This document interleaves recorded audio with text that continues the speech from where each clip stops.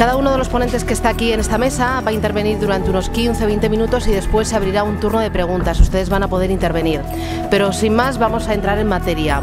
Me acompañan, ya lo ven, Jesús Sánchez Quiñones de Renta 4, Carlos Moreno de Inversis y Jaume Puig de GVC Gaesco. Buenos días y bienvenidos a los tres. Sin más, empezamos. Nos encontramos en este instante para hacer un intento de hilar la presentación entera en un momento donde parece que la inflación está aquí otra vez. ¿Está o no está? Primera pregunta que tenemos. El segundo tema con el que estamos empezando a vivir seriamente, porque lo vemos todos los días, es economía real, es el tema del petróleo. Sube disparatadamente. ¿Continuará o no continuará? Tema importante. El tercero, que no es baladí, es ¿continuará todo este tema de crisis y de sensaciones malas que tenemos para invertir la economía mundial, la economía española, la economía europea, la intervención? ¿O conseguiremos superar en algún instante esta situación en la que vivimos? Como yo no pretendo, después de la presentación de hoy, tener o no tener razón, lo que haré es dar alternativas de inversión tanto para los que opinan que estas cosas suceden como para los que opinamos, si es que consigo demostrarlo, que no estamos tampoco tan mal. ¿Dónde está aquí? Vale. Primer tema, el tema de la inflación. Yo creo que realmente ahí tenemos un problema grave. Voy a intentar en 4 o 5 transparencias hablar de ello. Hemos vivido años casi deflacionistas. Hemos tenido una máquina de hacer billetes en Estados Unidos. Los precios de materias primas se han disparado, son datos objetivos. Los emergentes crecen y son especialmente demandantes en bienes primarios. Pero claro, hay que ver los puntos de vista de cada uno. El Banco Central Europeo piensa que sí, que efectivamente nos encontramos en una situación preocupante de inflación, situación que no opina lo mismo la FED. Hay un dato, un pequeño dato que nos permite analizar, es que por alguna razón el precio de las materias primas tiene ligazón con el dólar. Les voy a dar para que sigan un poco el asunto. Crecen las materias primas. En el año 2011, estamos ahora, el oro ha crecido el 5,7%, se ha revaluado, el petróleo el 7%, alimentos 4,9% y el dólar se ha devaluado un 9,61%. Los precios de las materias primas están en dólares, se cotizan en dólares. Piensen un dato, un momento y hagan su propia reflexión sobre este asunto. Normalmente un dólar débil se corresponde con un incremento en el precio de las materias primas. Otro tema distinto es el tema de países emergentes, donde efectivamente la demanda ha sido tremenda de bienes primarios, aceite, arroz, todo producto de agricultura, etcétera, etcétera. Pero piensen en la ligazón del dólar con la operación de materias primas. En segundo lugar, la economía ha venido creciendo fuertemente en estos años, en estos últimos años. Imagínense este coche corriendo en la economía y esas llamaradas de fuego que echa detrás, que podría ser de alguna manera la inflación. Claro, si vemos datos económicos, lo veíamos antes con Jesús, la predicción de crecimiento solamente este año del Economist para China es del 9, para India el 8,9, para Rusia el 4,5, y si nos vamos a Estados Unidos del 3, Alemania 2,7, Euroárea 1,7 y España 0,5. Bueno, es claro que hay inflación en emergentes, eso no lo vamos a discutir en ningún caso. Pero tenemos, por otro lado, un mandato diferente en los dos bancos centrales. Mientras en Estados Unidos su mandato es la defensa del empleo, en el Banco Central Europeo lo que están buscando es controlar la inflación, pese a todo, ¿no? Esta situación que tenemos, unos opinan que hay, pero hay también una parte de mandato en el tema. Alemania subirá tipos si ve que hay inflación, independientemente de si hay recuperación económica o no. Comentábamos antes, durante estos años se ha sustituido lo que llamábamos el shadow banking. ¿Se acuerdan ustedes de la banca paralela? Imagínense que existía bancario aquí normal y corriente de toda la vida. Aquí se crea un shadow banking donde empieza a generarse dinero en base a apalancamientos, a estructuras, a cualquier tipo de producto. Esto ha desaparecido. ¿Y qué se ha creado al lado de la banca tradicional? Se ha creado otra bola, que es las inyecciones de liquidez que continuamente están haciendo los bancos centrales a un precio realmente barato. O sea, liquidez, hay un montón de liquidez en el mercado. La diferencia está en que antes la liquidez estaba descontrolada y ahora la liquidez está controlada. Les pongo la imagen de este pantano para que vean que la liquidez es el agua El pantano es la inflación. Si rebasara el dique tendríamos un problema de inflación, pero sin embargo se está controlando esta liquidez de una manera bastante razonable. Luego hay liquidez, no hay un movimiento inflacionario como el que se produjo antes, porque no estaba controlada, y lo que estaba haciendo el shadow banking es inyectar dinero descontrolado en el mercado. Hay una parte de liquidez, digamos, de alguna manera controlada. Hay un tema también importante, que es el sentimiento. A mí esto yo creo que es una cosa a pensar, ¿no? ¿Se ha recuperado de verdad el efecto riqueza? Ustedes se acuerdan de hace 4 años, y no estoy hablando ya de grandes números, cuando nosotros pensábamos en el futuro nos comprábamos una casa. Ahora pensamos en el futuro y lo que queremos es ahorrar lo más posible. O sea, ha cambiado de alguna manera esto. Los precios de la vivienda, no solamente en España y en Europa, sino en Estados Unidos, bajan continuamente. Yo no sé si es el 10, el 20, el 22 o el 32%. Pero esto sucede, están bajando continuamente.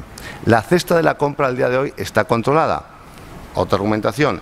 Si bien puede parecer que no lo está, están subiendo los precios, en algún momento volverá, porque la situación no es exactamente y psicológicamente esa. Unimos a esto, además, algo que ustedes conocen también: desempleo y capacidad instalada. El desempleo es evidente. ¿Ustedes creen que pueden subir los costes laborales en un país como España con un índice de paro del 20%? ¿Va a haber inflación? ¿Cuánto tiempo va a durar esto? La capacidad instalada supera con creces la capacidad o la demanda. Esto es un tema que también tenemos que reflexionar. Sin embargo, en esta primera parte de la inflación, si ustedes piensan que vamos a seguir con inflación, pues hacemos nuestra recomendación, porque como les decía, no pretendemos tener ninguna razón, sino expresar puntos de vista. Si ustedes piensan que va a seguir creciendo, compren oro. Hay multitud de maneras, hemos puesto una aquí, por ir a alguna recomendación concreta, ETF Gold Trust, o compren concesionarias, una razón muy sencilla, porque su precio, por ley, está ligado al crecimiento de inflación. Ahí jugarían de alguna manera a parado. Luego, lo que les he dicho hasta ahora es que la política monetaria de alguna manera prevé una posible ralentización, que venimos de unas economías que han crecido de una manera bastante fuerte, hay demasiada inercia, que hay mucha liquidez pero está controlada, lo que no pasaba antes, y que no se ha recuperado el efecto riqueza. Luego veremos si el tema inflacionario puede continuar o puede no continuar. Vamos a entrar con el petróleo, otro de los grandes problemas que realmente nos está mareando en los últimos tiempos. Tenemos la revolución de los jazmines, un tema apasionante, de lo más apasionante, y permítame que le diga una cosa, es cómo funcionan las redes sociales. Cómo una revolución de este tipo se puede mover a través de redes sociales, otro tema para pensar. De Túnez a Gaddafi. Bueno, los temores del crecimiento del precio del petróleo continuados. Efecto contagio, puede ser un problema de alguna manera. ¿Pero qué es Gaddafi? Y vamos a la revolución de los jazmines. El mundo necesita 89 millones de barriles diarios de petróleo. ¿Saben ustedes cuánto produce Libia? 1,6 millones de barriles diarios de petróleo.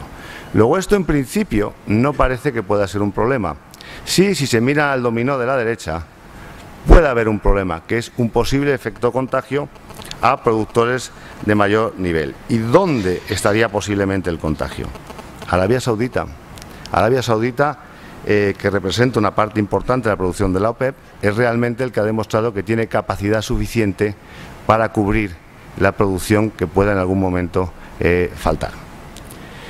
Pero en nuestra opinión existe un claro equilibrio en la demanda y la oferta del petróleo. No hace falta absolutamente nada más. ¿Y qué nos importa de verdad? No el 1,6 millones de barriles que produce Libia, nos importa que Estados Unidos crezca al 3,7%. ¿Y qué puede pasar añadido a esto después de lo que ha pasado en Japón? Que tomemos una decisión muy compleja, que es parar las centrales nucleares. Y esto sí es un problema.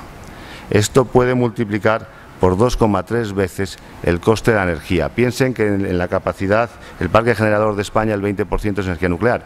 O sea, esto sí es un problema, no Libia. Es un problema que Estados Unidos no crezca, es un problema que empecemos a pensar en alternativas, que solamente quedaría de verdad el petróleo como manera efectiva, pero que multiplica por 2,3 veces el coste de la energía.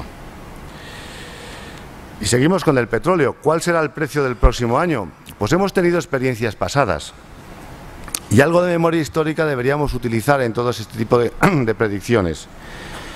En el año 2008, Goldman Sachs, acertando de pleno, nos llevó el petróleo a 150 euros por barril.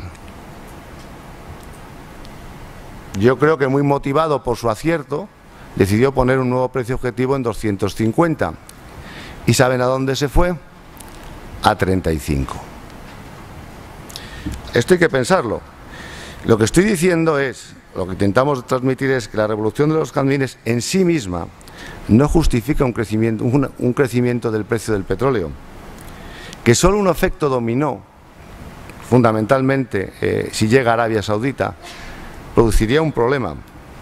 Que es más importante que Estados Unidos crezca que Libia tenga el problema que está teniendo. Y estoy hablando desde el punto de vista práctico, no entro yo en otros temas. Que cerrar energía o cerrar centrales nucleares o no proveer sus inversiones puede producir un incremento en el coste energético y que las predicciones a veces no se cumplen. Pese a ello, y como hacía cuando estábamos hablando de inflación, si pensamos que el petróleo va a subir, les damos alternativas. Compren un fondo en Europa del Este, sentarse o comprar Rusia, sentarse en un barril de petróleo, con lo cual pueden comprarlo a través de fondos, a través de ETF. Yo no hablaré solamente de valores hoy, hablaré, yo creo que el mundo se ha movido mucho en estos años y hay de todo tipo de productos para invertir en casi todo tipo de cosas. Entonces, compren Rusia, ETFs, fondos o fondos de volatilidad si pensamos que el movimiento va a estar yendo y viniendo a través de un fondo de Amundi o de cualquier otra gestora que está en el mercado y que si quieren luego podemos entrar en detalle. Tercer tema, ¿cómo nos está afectando los problemas que fueron? Es decir, todos los problemas que de alguna manera hemos vivido. Bueno, pues hemos pasado de la tormenta perfecta. Si alguien sabe algo de vela, en la escala Beaufort hemos pasado del máximo de 10 aproximadamente a 5 o 6. Estamos en marejada, lo cual no quiere decir que no vuelva la tormenta perfecta otra vez. Nos hemos convertido en verdaderos expertos sobre spread, default swaps y este tipo de cosas bueno, que hace unos meses o hace unos años no sabíamos, igual que las securitizaciones o titulaciones, pero que ahora somos verdaderamente expertos de ellas porque las vivimos. Bueno, ¿cuál es el problema de verdad? El problema de verdad es que no hay confianza en el mercado, que creo que se está recuperando poco a poco, pero el problema serio, y se comentaba en la ponencia anterior Jesús, es que hay una posible reestructuración de la deuda llega, lo cual cambiará las reglas del juego. Puede llegar, no ha llegado, pero puede cambiar las reglas del juego. Piensen que el bono de 2 años de Grecia está en el 26% al día de hoy. Pero vamos a hablar un poco de España, cómo nos afectaría tal y como estamos ahora. España tiene una deuda de aproximadamente 600.000 millones de euros, con un TIR medio del 3,6%. 600.000 millones, 3,6%. Renovamos el 20% anual de nuestra deuda, lo cual son 120.000 millones de euros. En cada subasta, más o menos, depende de la subasta que hacemos, estamos renovando más o menos 5.000 millones. Y los incrementos del TIR de cada subasta pueden ser de 20, 30, 40 puntos básicos. La pregunta es, ¿cuántas subastas de 5.000 millones tendría que haber con incrementos de spread para que afectara mucho a la deuda global de 600.000 millones con un TIR del 3,6? Digo, por centrar una situación del incremento de coste de la refinanciación de deuda española. 120.000 millones años, TIR global 3,6, 20, 30 puntos básicos de subida o algo más en tranches de 5.000. Mucho tiempo, muchas renovaciones. Si sigue así, evidentemente terminará afectando. Pero como decía, si tenemos un problema en Grecia, afectará a las reglas del juego. España. Vamos a entrar un poquito más aquí, en España, que yo creo que es lo que nos interesa. 5 minutos. Bueno, España las medidas han sido tardías, pero han sido compradas. Es así, han sido compradas, estamos fuera y nos quedan 2 pequeños problemas. La reforma de las cajas, luego veremos un tema del floor rápidamente, y la deuda autonómica. Les cuento un artículo del Economist de la semana pasada, porque esto no lo digo yo, lo dice ellos, y simplemente lo reflejo porque se lee internacionalmente. España tiene 17 comunidades autónomas, representan el 37% del gasto público. El incremento del gasto salarial es del 42% en los últimos 4 años hasta principios de 2010. Cataluña tiene 365 entre compañías públicas, fundaciones y otros cuerpos públicos. El objetivo de déficit autonómico es del 1,3 fijado por el Gobierno. Cataluña ha dicho que esto requiere una reducción de costes del 20% y que no es posible, podrá hacer el 10%. Esto sucede en muchas más comunidades. El Gobierno central no acepta alargar los plazos ni admite posibilidad de reestructuración. Hay elecciones el día 22, no sé si habrá datos ocultos o no, pero dice el Economist, no hay ninguna evidencia de ello, pero sí sospechas. La gran pregunta es, ¿el problema de las autonomías significará que España no podrá alcanzar su objetivo de déficit? Bueno, a mí lo que más me preocupa de esto es que los políticos que vengan, si es que vienen nuevos, no se dediquen a hacer declaraciones sobre los anteriores que no sean convenientes. Los números de España, insisto, en España, pues como en toda empresa, hay gastos e ingresos. Los gastos difíciles de controlar más, ingresos están funcionando, se ha crecido un 7,7% en recaudación en medio año, simplemente por la subida del IRPF y del IVA. El objetivo del 6% parece conseguible en déficit si no pasa nada con las autonomías o se comportan. Y en el tema del FRO, muy rápidamente, 99.000 millones dotados, distintas opiniones, si necesitamos 20.000, 50.000, 100.000, Banco de España dice 15.000, aparentemente tenemos suficiente dinero. Volvemos un segundo a Grecia, si hay reestructuración hay problema, porque pasa una cosa, las reestructuraciones están siendo muy duras, obligan a mucho. Hoy se publicaba en los medios la reestructuración de Portugal, no son bromas. Las reestructuraciones se hacen de la siguiente manera, o te intervenimos para que las hagas, o las haces sin que te intervengamos. Que se queden ustedes ahí, porque esto es lo que hay. Y esto es complicado. El otro día en la conferencia de Goldman Sachs decía algo peor. Decía cómo es posible que los países intervenidos se puedan recuperar si les hemos generado más deuda a un mayor TIR. ¿Qué estamos haciendo? ¿Ayudarles o dándoles la puntilla?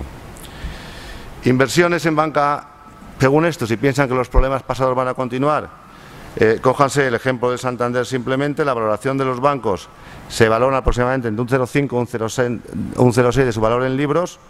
Lo normal es que sea de un 0,7 a un 1, compren Santander y pongo un ejemplo a 8,15, que estaría por debajo de ello, y véndanlo por encima de 9. Ayer cotizaba a 8,13. Si piensan que esto sigue ahí, jueguen aquí.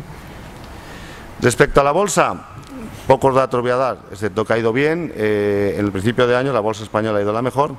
Simplemente alguna recomendación para acabar. Si queremos invertir, que creemos que queda recorrido, porque no pasa, en nuestra opinión, el tema de inflación va a desaparecer después de verano o va a controlarse, el petróleo se supera, no es un problema, y el seguimiento de los problemas que teníamos se van dominando, salvo que hay una reestructuración importante. Inviertan, queda parte del ciclo, porque la bolsa española ha subido, pues yo creo que es del 6.600 del año 2009, el 9 de marzo, hasta 10.700 que debe estar aproximadamente hoy, una subida impresionante. El ciclo de subida, queda todavía una parte de recorrido. Inviertan en bolsa a través de fondos globales o empresas que tengan, o empresas de dividendo, que pongo aquí algunos ejemplos. Finalmente, Asset Allocation, me permiten una pequeña broma, con toda tanta revolución, ¿no? ¿Se acuerdan ustedes, después de que a Don Quijote le dieron una paliza, cuando le dice a Sancho que me prepare el bálsamo de Fierabras, ¿no? Aceite, vino, sal y romero, y además, si tienes suerte, lo hierves, lo bendices, les rezas unos Padres Nuestros, 80 Ave Marías, 80 salves y a ver qué pasa. Pero siendo un poco más serio, nuestra posición ahora mismo de inversión global es high yield, dólar, gestión alternativa y renta variable mejor desarrollados que mercados emergentes, marchándonos de renta fija gubernamental, crudo y yen. Muchas gracias.